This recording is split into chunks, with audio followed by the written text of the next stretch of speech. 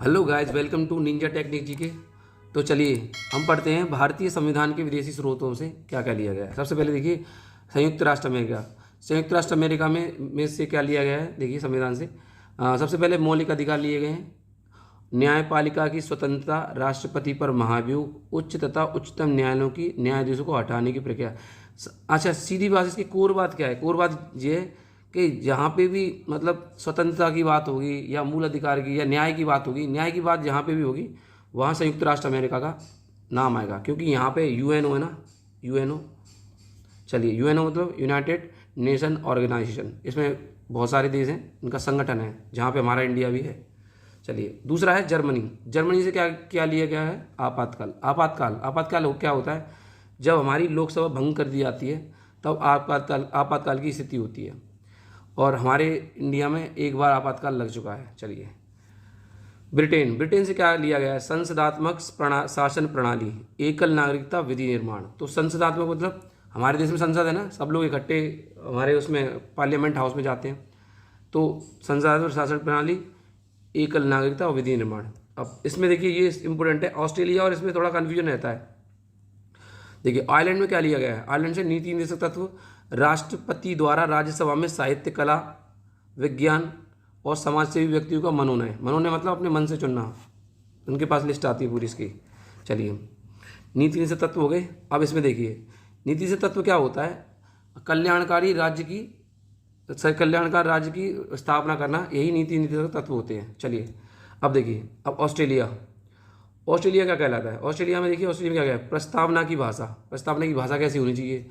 समवर्ती सूची, केंद्र और राज्य में शक्ति विभाजन। ये कहाँ से लिया गया है? ऑस्ट्रेलिया से। तो देखिए इसमें क्या चीज़ है? समवर्ती सूची। समवर्ती देखिए दो सूचियाँ हैं, एक तो केंद्र सूची है और एक कौन सी है? राज्य सूची।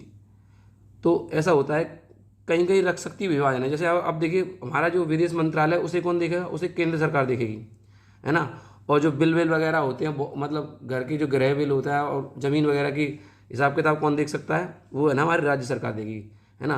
तो समवर्ती सूची में है ना दोनों चीज़ें होती हैं, है ना, किसकी? केंद्र की और राज्य की। और केंद्र सूची अलग होती है, राज्य सूची अलग होती है। समवर्ती सूची में दोनों के लिए प्रावधान दिए गए, है ना। लेकिन जब केंद्र अगर राज्य से टकराएगा तो केंद्र की चलेगी। चलिए, अगर देखिए कनाडा से क्या लिया है? संघात्मक विशेषता। संघात्मक मतलब सारे देश को जोड़े रखना। किससे? अब देखिए वो क्या नाम है, कनाडा के बहुत सारे आइलैंड हैं, तो ऐसा तो हुआ नहीं कि सारे आइलैंड अलग हो गए हों। तो उन्होंने क्या किया है? एक संघात्मक प्रक्रिया बनाई है कि सारे जो आइलैंड हैं उनके है ना इकट्ठे रहें, कोई अलग अलग ना हो, क्योंकि अलग होने से है ना देश बढ़ जाता है। आगे देखिए जापान से क्या लिया गया? विधि द्वारा स्थापित प्रक्रिया।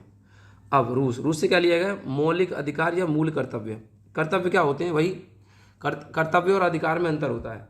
कर्तव्य क्या होता है? कर्तव्य हमारे अंदर से इसकी भावना आती है कर्तव्य करने की, और हमारे क्या नाम है, हमारे मूल अधिकार क्या होते हैं? मूल अधिकार जैसे कि हम क्या नाम है, कहीं पे भी जा सकते हैं, कहीं पे भी रह सकते हैं, ये हमारे मूल अधिकार है। और कर्तव्य जैसे होता है, जैसे कि साफ सफाई रखना, किसी झंडे का अनादर न करना, ये हमारे कर्तव्य हैं। ठीक है, ये तो हम घर में मम्मी से सीखते हैं, मम्मी पापा से ही। चलिए, अब जापान हो गया। अब रूस से क्या लिया गया है? मौलिक कर्तव्य। अच्छा, दक्षिण अफ्रीका से क्या लिया गया है? दक्षिण अफ्रीका से लिया है अब फ्री से क्या लिया गया है? संशोधन, फ्री में संशोधन करना। और 368 अनुच्छेद है, आप याद रखना। अनुच्छेद 368 के तहत संविधान संशोधन किया जाता है। और फ्रांस से क्या लिया गया है? फ्रांस से स्वतंत्रता, समानता, बंधुता का नारा लिया गया है।